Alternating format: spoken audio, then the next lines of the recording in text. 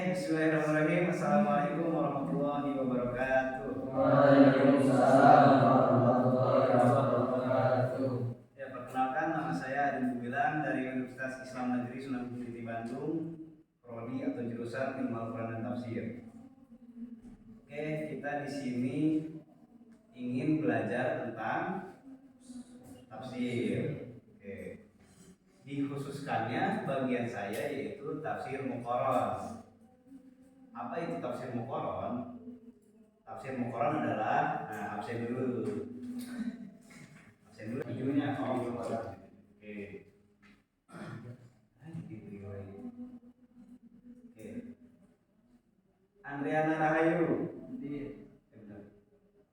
Oke, kita absen dulu ya. Yang pertama, Andriana Rahayu. Hadir. Chandra. Hadir. Dadang Sulaiman. Hadir. Dendi Ahmad. Hadir. Rizky. Hadir. Oke, Fadil M. Hadir. Fahmi Arya. Hadir. Fahmi Fauzi. Hadir.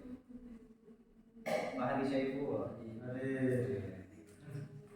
Farhandi. Hadir. Ya, namanya ganteng. Oke. Lalu aja. Kiki M. Hadir. M Farizan. Hadir. M Iqbal. Hadir. Oke, M Khairul Huda. Mas Akif. M Mubi Senang. Hadir. M Nugraha. Hadir. M Rofi. Hadir. M Wildan. Hadir. Rizky. Hadir. Fadila MR. Hadir. Raihan. Hadir. Ricky Firmansyah. Tarto Jailani. Masya Allah, banyak ya yang hadir ya. Oke, mari kita lanjut. Sebelum mulai pembelajaran,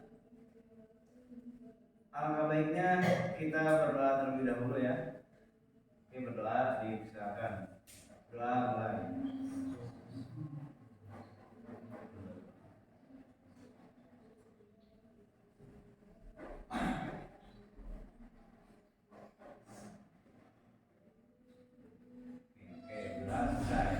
Baca doa apa tadi? Oke, kita bersama-sama baca bismillah. Bismillahirrahmanirrahim. Oke, kita mulai ya pembelajarannya. Saya akan mengajarkan kalian pelajaran tafsir muqarrar. Nah, sebelumnya apakah ada yang sudah tahu apa itu tafsir? Boleh angkat tangan yang tahu tafsir. Oke, silakan. Siapa sebutkan namanya? Wildan. Coba Wildan, apa itu tafsir? Penjelasan. Oke, ada lagi? Oke, siapa namanya? Iqbal. Apa Iqbal? Tafsir. Terjemah. Oke. Coba ada yang setelah diketahui arti dari tafsir itu kan apa tadi?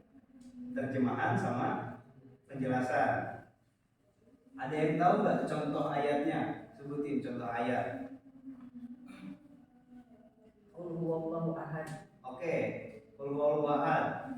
Al-Ikhlas ayat 1. Terjemahnya apa?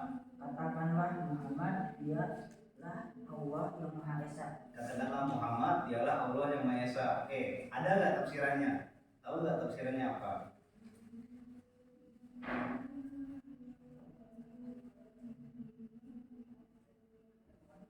Tidak.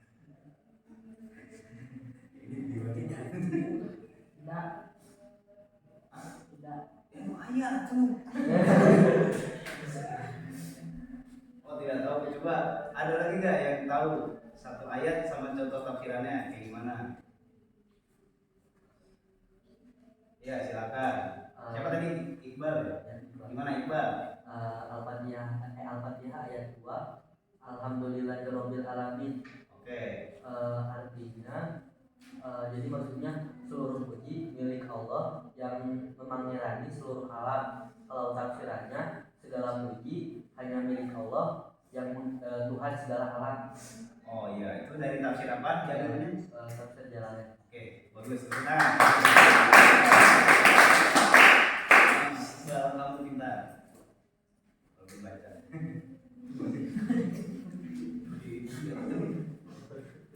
Oke, benar ya. Jadi tafsir itu merupakan kalau makna harfiah atau makna katanya secara bahasa betul. Tafsir itu al-idhah menerangkan atau al-kasyaf menyingkap. Bisa juga maknanya menjelaskan, memerinci, menampakkan dan menyingkap ya tadi. Tafsir itu upaya menjelaskan ayat Al-Qur'an yang belum dipahami maksudnya. Memerinci ayat Al-Qur'an yang dirasa maknanya masih terlalu umum. Terus menampakkan makna ayat Al-Qur'an yang dikiranya masih tidak jelas dan menyingkap makna yang lain yang dimaksud dari makna yang ada atau dari terjemah yang ada. Nah, untuk makna istilahnya catat atuh. Jangan oke, saya tulis ya. Oke, tulis guys. Tafsir. Kita belajar tafsir dulu. Tafsir. Secara harfiah. Harfiah atau bahasa.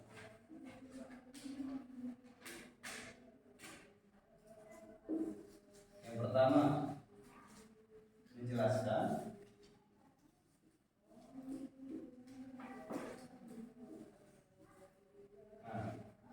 yang kedua memerinci,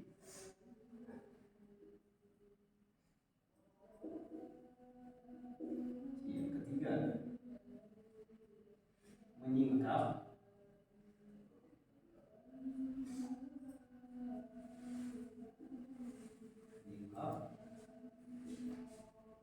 yang keempat menampakkan.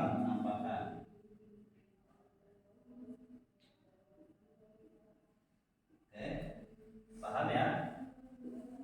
Tafsir secara bahasa, secara harfiah, secara lugah artinya bisa menjelaskan, memperinci, menyingkap, menampakkan. Boleh tambah tadi satu lagi, terjemah.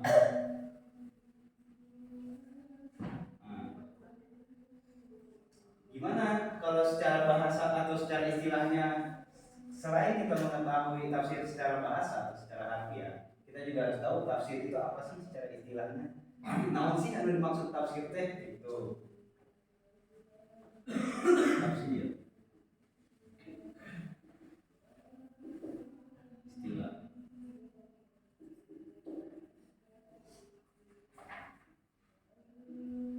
Yaitu ilmu yang membahas tentang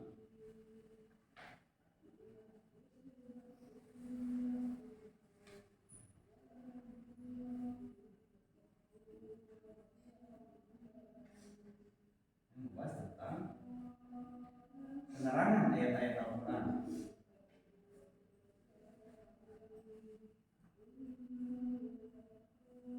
Ayat-ayat Al-Quran dari berbagai aspek.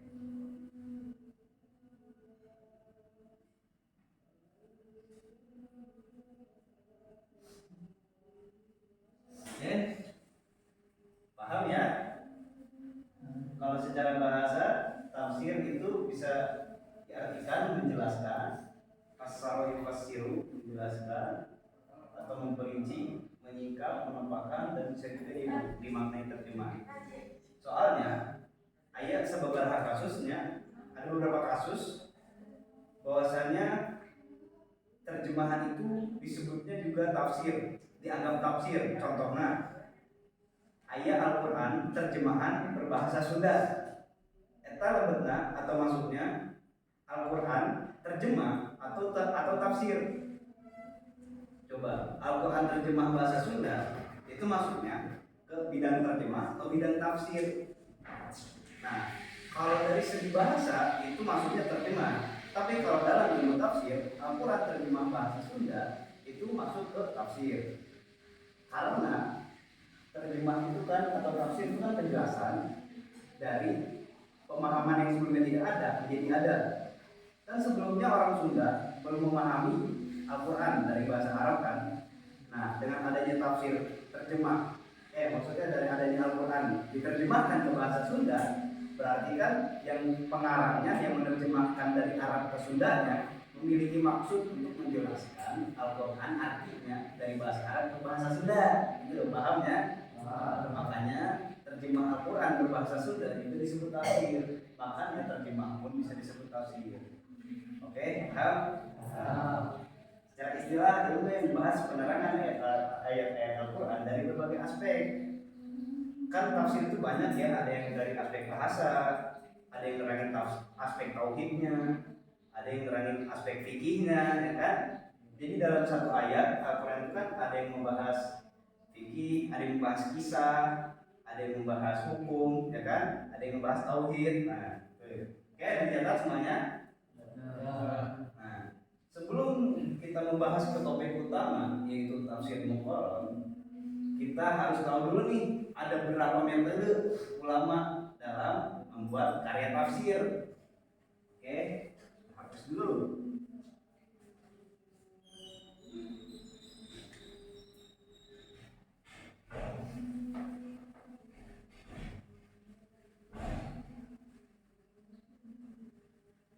Selanjutnya kita membahas tentang metode.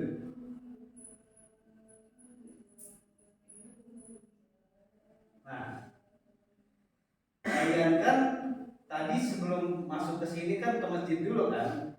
Itu belajar apa? Tafsir. Tapi kalian tahu gak sih tafsir yang dipakai itu metodenya apa? Tadi tafsir apa? Jalalain kan? Nah, cara belajar Jalalain gimana tadi? Disebutkan dulu kan sistematika penulisannya, ayatnya dulu. Misalkan alif lam mim. Terus ada kan tafsirannya Allahu a'lamu bimuradihi bidzalik, ya kan? Jadi menurut Jalalain alif lam mim artinya yaitu Allah yang lebih mengetahui maksud dari alif lam mim tersebut, ya kan? Nah, itu tuh apa sih metodenya? Imam Jalaluddin Suyuti dan Mahalli itu makanya metode apa nih? Nah, di sini tafsir itu ada 4 metode ya yang kita pelajari. Yang pertama, metode ijmali. Nah, metode ijmali itu metode tafsir Quran yang penjelasannya secara umum, secara global, dan secara singkat, padat, jelas. Arti, nah, kayak tadi jalannya kan alif lam mim, Allahu a'lamu bimuradihi bidzalik. Nah, itu kan singkat kan, padat, jelas. Berarti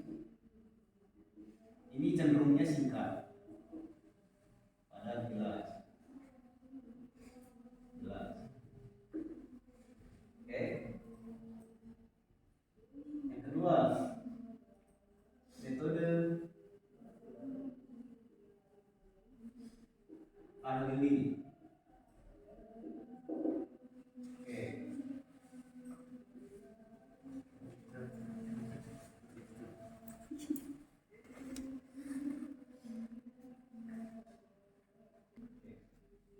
Nah, yang selanjutnya adalah metode tahlili.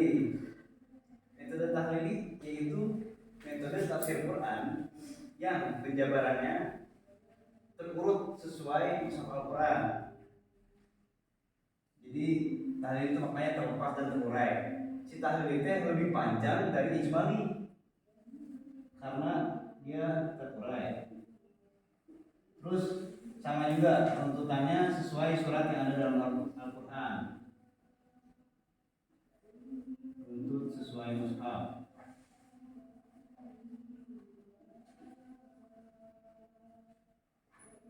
Nah, tahlil ini metodenya lebih panjang dari ijmali karena di tahlil ini membahas dari aspek bahasa, aspek hukumnya dan lain-lain. Pokoknya metode tahlil lebih panjang dari ijmali. Oke. Yang ketiga, metode. Nah, ini dia yang akan kita bahas, metode muqaran. Yaitu metode perbandingan.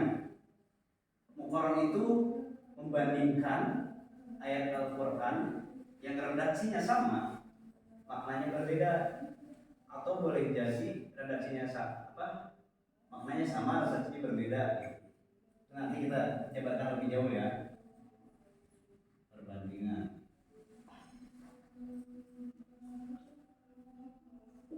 Nah, yang keempat ada yang namanya metode maudhu'i.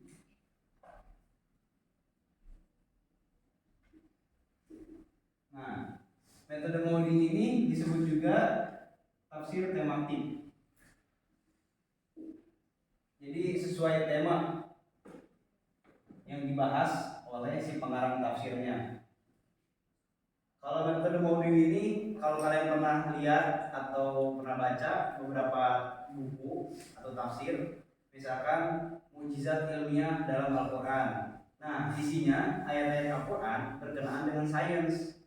Nah, diambil tafsirnya entah dari tafsir Jalalain kah, dari tafsir Al-Maraghi kah, atau dari tafsir yang lain gitu, untuk menjelaskan tentang keilmiahan Al-Quran. Ya, jadi metode maudhu'i itu memfokuskan kepada suatu tema. Jadi dikumpulin nih beberapa ayat yang berkaitan dengan sains, dengan keilmiahan yang ada di Al-Quran, dikumpulkan dalam satu tafsir ini. Baru diambil tafsirnya dari tafsir-tafsir yang lain. Oke, paham? Nah, oke.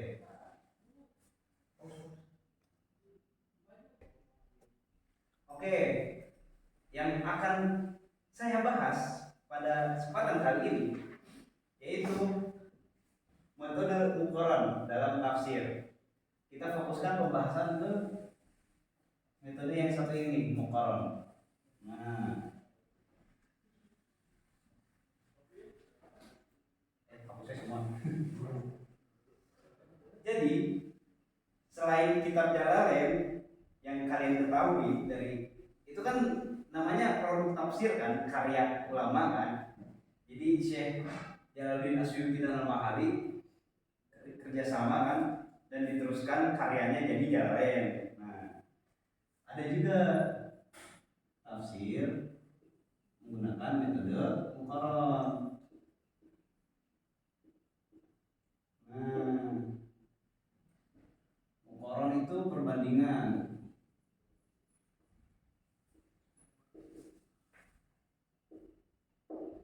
Perbandingan apa nih? Membandingkan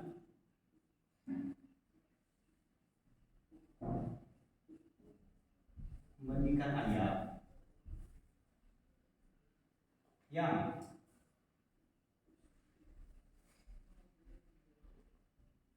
memiliki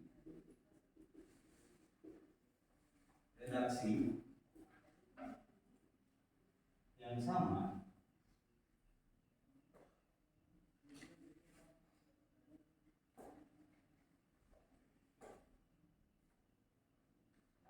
padahal isi kandungannya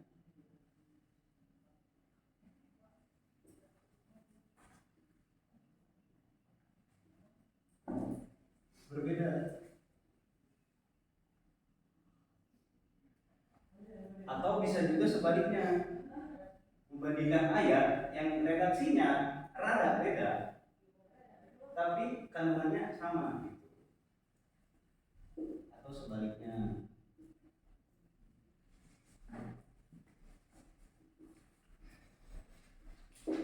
Nah, di sini akan memfokuskan terhadap perbandingan atau membandingkan ayat yang memiliki redaksi yang sama, padahal isi kalimatnya berbeda.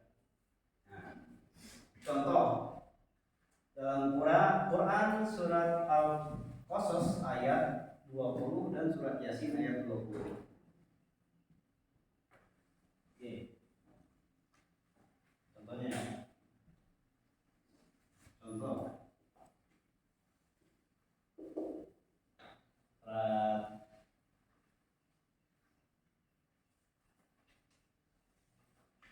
Surat Yasin dulu deh ayat 20.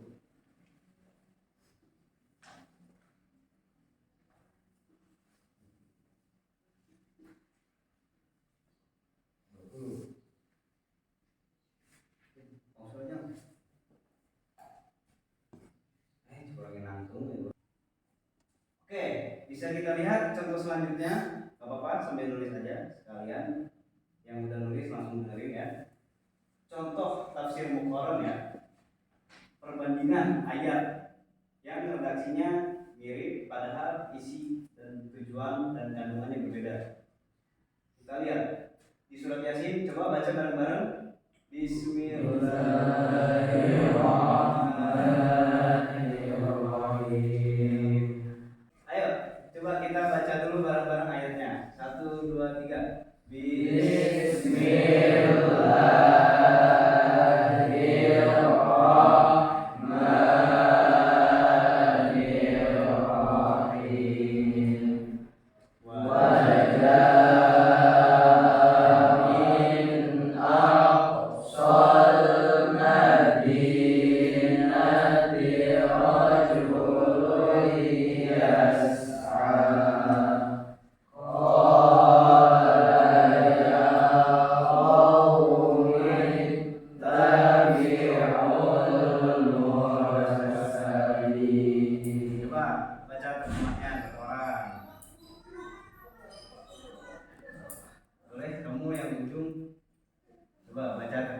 Yasin ayat 20.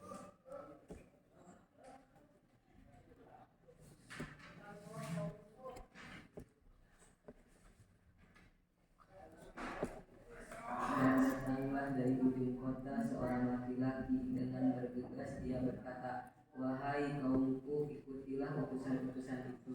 Oke, makasih. Lanjut, baca ayat yang surat Al-Qasas. 1, 2, 3.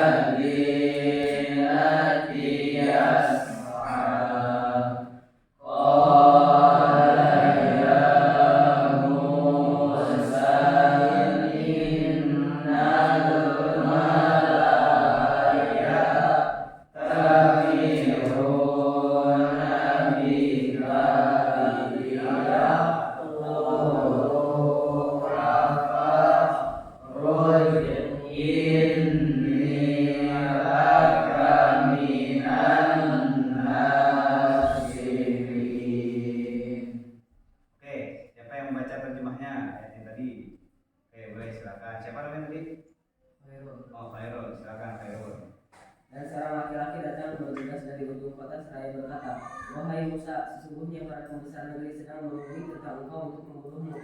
Maka keluarlah dari kota ini. Sesungguhnya aku termasuk orang-orang yang memberi nasihat kepada kamu. Oke, terima kasih. Nah, kalian bisa lihat kan dari redaksi ayat yang di atas, itu kan sama-sama tuh ada yang wajah amin aqsal madinati rajulun yas'a, dan telah datang dari ujung kota rajulun yas'a, secara bergegas. Nah, di ayat yang kedua di Al-Qasas ini wajah rajulun min aqsal madinati yas'a.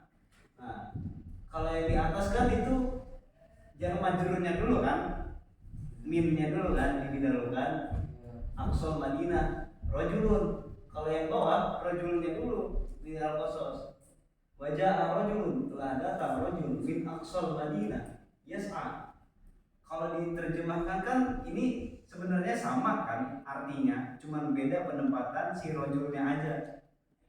Kalau yang pertama kan telah datang dari ujung kota seorang laki-laki yang tergesa-gesa. Kalau yang di ayat yang kedua, dan telah datang laki-laki dari ujung kota, ia juga bergesa-gesa. Nah, dua ayat tersebut itu tampak memiliki redaksi yang sama gitu kan, walaupun maksudnya berlainan nih. Ayat pertama yang Yasin kan mendahulukan kata min aqsal Madinah daripada kata rajulun, sedangkan ayat kedua ini Al-Qasas yang dibawa justru sebaliknya, itu mendahulukan kata rajulun baru diikuti kata min aqsal Madinah, kan rajulun dulu kan baru min aqsal Madinah. Nah, jadi ayat yang pertama mengedepankan jar majrur dulu nih.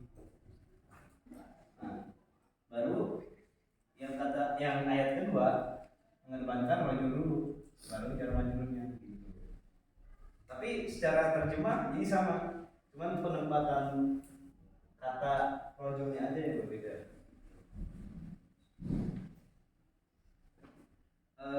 Selintas terlihat sekali kan dari terjemah juga bahwa yang dimaksud ayat ini itu sama gitu, nggak ada bedanya, seakan-akan kasusnya sama kejadiannya atau kisahnya sama kan. Jika sarwa ya teh telah datang laki-laki dari ujung kota secara tergesa-gesa atau bergegas gitu. Namun jika dicermati kedua ayat itu mengisahkan kasus yang berbeda. Nah, perbedaannya di mana? Nah, letak perbedaannya yaitu di surat Al-Qasas ayat 28 yang bawah itu mengisahkan peristiwa yang dijalani Nabi Musa dan berbagai kejadian yang mengikuti ketika di Mesir. Nah, pada kasus surat Al-Qasas ayat 20 ini, wajah ar-rajulun min aqsal Madinah, itu kan peristiwa yang dialami oleh Nabi Musa dan rentetan kejadiannya. Jadi pada waktu itu Nabi Musa sedang diincar nih oleh kerajaan Firaun. Nabi Musa sedang diincar oleh kerajaan Firaun. Jadi para petinggi-petinggi dari Firaun mengadakan musyawarah. Nah, untuk apa musyawarah tersebut? Untuk ngariung untuk membunuh Nabi Isa. Ya ini orang ngariung Nabi Musa, maaf Nabi Musa. Ya orang ngariung ya. Kumaha caranya ini membunuh Nabi Musa? Terus sepakat kan dibunuhnya, bunuh ada si Iman itu bakal mengganggu kerajaan Harun, bakal mengganggu kekuasaan orang si Firaun teh. Nah, tetapi ada satu orang dari beberapa keterangan disebutkan bahwa rojul ini nih, nah baca rojul ini yang dibawa itu masih dari keluarga Firaun, tapi keluarga Firaun anu iman. Kan keluarga Firaun kafir hukum, tapi dari sini tuh dari beberapa keterangan ada rojul yang masih beriman kepada Nabi Musa. Jadi si rojul ini dari ujung kota yas'a qala ya Musa, tuh telah datang rojul nih yang dari keluarga Firaun yang masih beriman, yas'a bergegas-gegas dari ujung kota, lalu berkata ya Musa ini innal mala'a ya'tamiru nabika liyaqtuluka, sesungguhnya para orang-orang kerajaan itu mereka memerintahkan untuk datang kepadamu untuk membunuhmu gitu. Lalu dijelaskan lagi sini, fakhruj, Nabi Musa pun bukan diusir, disarankan oleh si orang tersebut, si rojul ini, fakhruj, keluar deh Nabi Musa. Inilah kaminan nasihin, sesungguhnya aku itu sebagai orang yang menasihati kamu gitu, supaya Nabi Musa selamat. Dan akhirnya pun Nabi Musa keluar dari kota itu, lalu selamat Nabi Musa.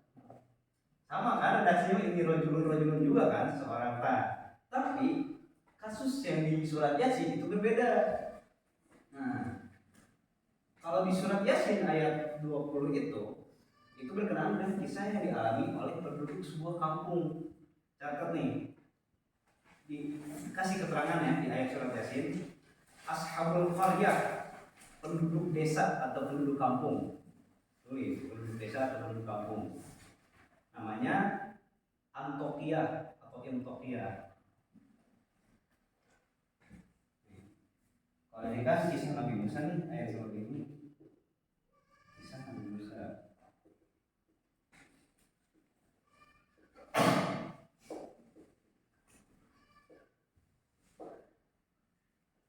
Kalau yang ini,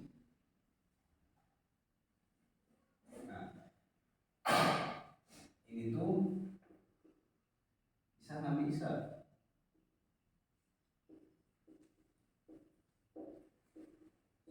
Di sebuah kampung di Antioquia.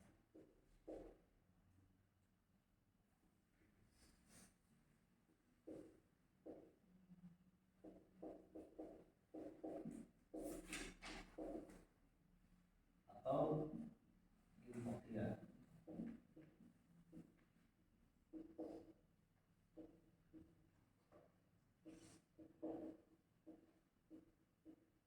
Nah, kalau tadi kan ayat yang Al-Qasas ini kan menjelaskan tentang pemuda yang memberitahu Nabi Musa bahwa Nabi Musa akan dibunuh oleh para petinggi kerajaannya.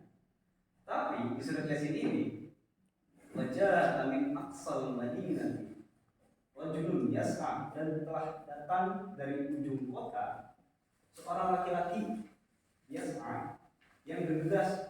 Qala ya qaumi tabi'ul mursalin. Kalau dibaca dari tafsir kemudian tadi itu, orang ini tuh namanya, si penduduk Antioquia ini namanya Habib An-Najjar.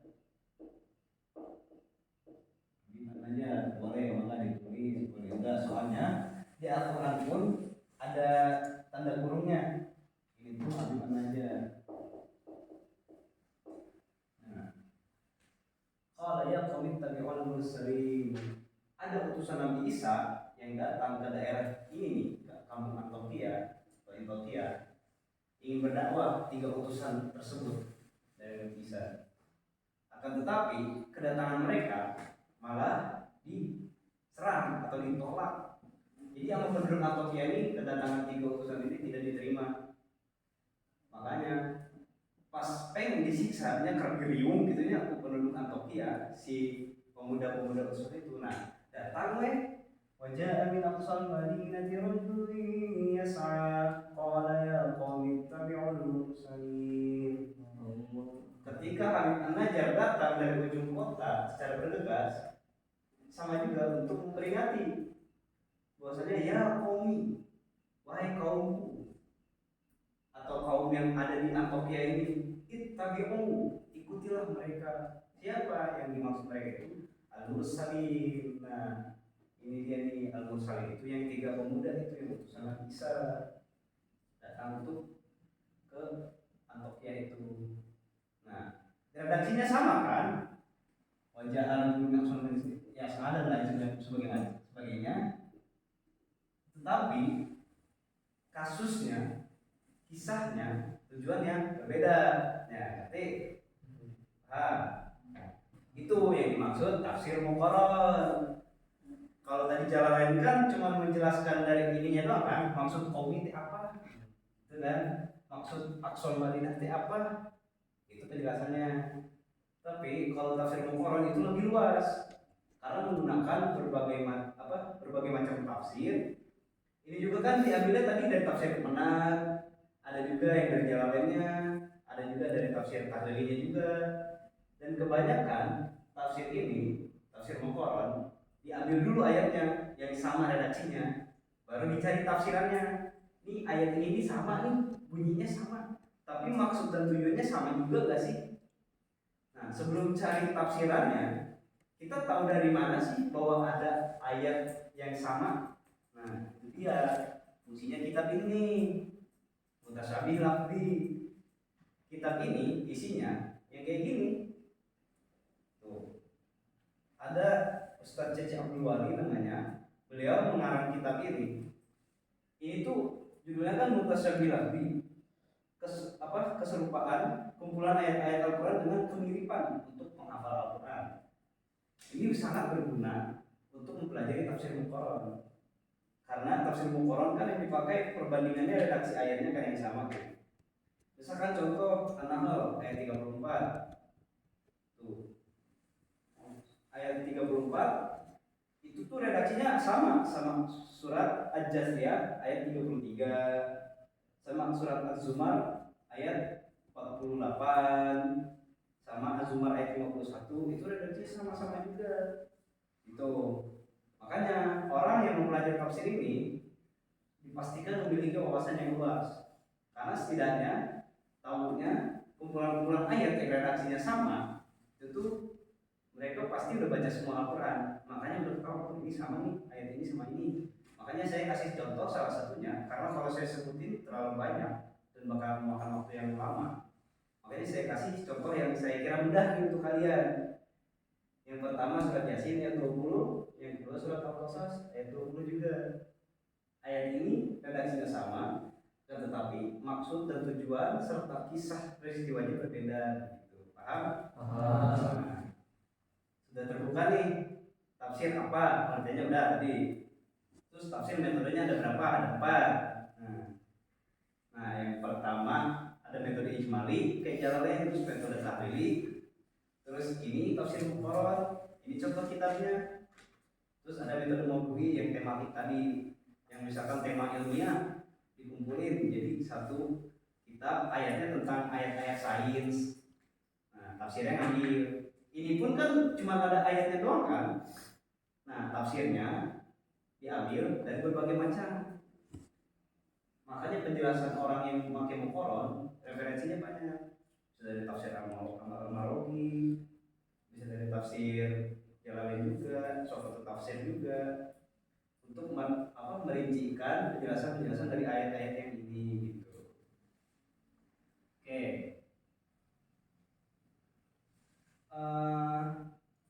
Di sini tuh penggunaan redaksi yang sama atau mirip dari kedua ayat yang tujuannya berbeda itu ada hikmahnya, beberapa hikmah. Salah satunya itu orang yang membaca salah satu dari kedua ayat ini dalam waktu yang bersamaan akan sangat mudah mengingatnya. Makanya di buku Mutasyabilah ini kemiripan redaksi untuk menghafal Al-Quran. Kalian di sini yang menghafal Al-Quran pasti akan mudah dalam menghafalnya karena ada pengulangan ayat atau redaksi yang mirip di dalam Al-Quran ini. Kitab ini disebutkan. Meskipun ayatnya yang disebutin sama itu peristiwa atau sejarah yang berlainan, baik waktu tempat kejadian maupun pelaku dan generasi, tapi kan itu redaksinya sama. Jadi untuk menghafal Al-Quran itu bagus. Oh ini ayat ini, oh ini ayat ini. Apalagi penghafal Al-Qurannya yang dilanjutkan ke tingkat tafsir. Jadi oh ayat Yasin 20 teh wajah sama ini teh maksudnya ini. Terus gimana ayat yang dimaksud Al-Qasas ayat 20 ini rojul juga nih. Ini sama apa enggak sama yang di surat Yasin. Nah, itu fungsinya tafsir muqarrar untuk mengetahui perbedaan penafsiran dari ayat yang redaksinya sama gitu. Oke, sampai sini paham? Oke. Oke, selanjutnya karena penjabaran saya yang singkat tadi sudah selesai, sekarang saya akan bertanya nih kepada kalian tentang apa yang tadi saya jelaskan.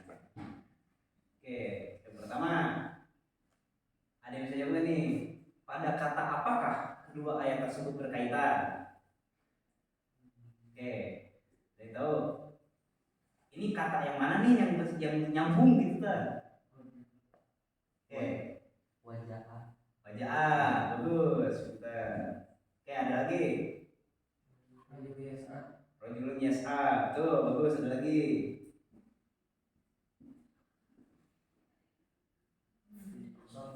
Nah, oke, aqsa warina, bagus. Oke, yang kedua, ada yang tahu nggak makna ashabul qaryah itu apa? Penduduk desa. Pak, bagus, penduduk desa. Apa sih nama desa tersebut? Antioquia. Di mana Antioquia itu berada? sebuah kota yang sebelah utara Syria. Mantap, mantap. Apa makna yang selanjutnya? Apa makna Aqsal Madinah? pinggir kota. Siapa tadi namanya? Iqbal. Iqbal. Apa Aqsal Madinah? Dari pinggir kota. Pinggir kota, bagus. Oke. Terus pertanyaan selanjutnya, surat Yasin itu surat keberapa sih dalam Al-Quran? 36. Bagus. Terus pada ayat 20 surat Al-Qasas itu mengisahkan kisah siapa? Nabi Musa.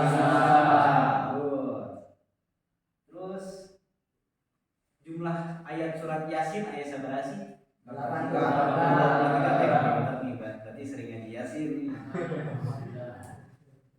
Kalau Al-Qasas jumlah ayatnya berapa? Berapa jumlah ayat Al-Qasas? Coba ayo cari. 88. 88. Bagus. Oke, terakhir, siapa laki-laki atau rajulun yang dimaksud pada surat Yasin? Oke, mantap. Oke. Terus kesimpulan dari yang saya sampaikan bahwasanya tafsir itu tidak hanya Jalalain ya untuk kalian, karena kalian kan baru belajar Jalalain. Nah, untuk membuka wawasan kalian, tafsir Jalalain itu menggunakan metode ijmali, jadi penjelasannya secara global. Terus ada juga metode tahlili yang penjelasannya lebih panjang dari Jalalain karena membahas dari aspek bahasa, aspek hukum, dan penuntutannya sama sesuai tuntutan mushaf. Nah, yang ketiga ada tafsir Muqarrar yang barusan kalian pelajari nih. Kalau misalkan kalian nemu kitab yang isinya ayatnya sama, pokoknya isinya ayatnya sama, tapi ditafsirinnya untuk penjelasan yang berbeda. Nah, itu maksudnya ke kategori tafsir Muqarrar. Nah, kalau dari metode selanjutnya itu ada tafsir Maudhu'i. Itu tuh lebih ke kumpulan ayat-ayat yang berkaitan dengan satu tema. Maudhu kan artinya tema. Jadi yang dimaksud tafsir Maudhu'i adalah tafsir kumpulan ayat tentang sebuah tema kayak keilmuan Al-Quran, fikih wanita, segala macam gitu. Nah, untuk metode ijmali dan tahlili itu zamannya, waktunya di zaman dulu gitu, ulama-ulama salaf kebanyakan, karena mereka yang mencetuskan metode-metode tafsir yang seperti itu. Tapi untuk zaman-zaman modern dan kontemporer, tafsir kebanyakan yang Muqarrar sama tafsir Maudhu'i karena sesuai dengan kebutuhan masyarakat, ya kan? Misalkan tafsir tentang kekuasaan, tentang siasat politik ada kitabnya, itu kan sesuai dengan kebutuhan sekarang. Tafsir sains tadi, tafsir ilmi, nah itu kan sesuai juga nih kebutuhan. Tafsir tentang fikih wanita, nah itu kan ada juga sesuai kebutuhan zaman sekarang. Karena kalau umat muslim zaman sekarang mempelajari tafsir menggunakan tafsir tahlili sama ijmali, kebayang nggak selama dan serumit apa mereka untuk mencari solusi atas permasalahan mereka? Kayak kalian deh, kalau semua nih sekampung Tanjung Sariun belajar Jalalain semua, lama nggak? Pusing nggak? Ya kan, pusing kan? Udah itu mah khusus santri-santri aja ya, emang benar mau mendalami Al-Quran sama tafsir.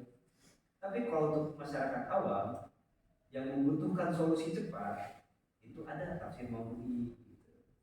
Dan untuk para akademisi, para pembelajar, kalau ingin membandingkan ayat-ayat yang serupa sebagai pegangan mereka biar kuat, biar tidak terkecoh juga kalau ditanya orang, dan biar tidak salah menafsirkan, makanya akademisi banyak menggunakan tafsir Muqarrar gitu.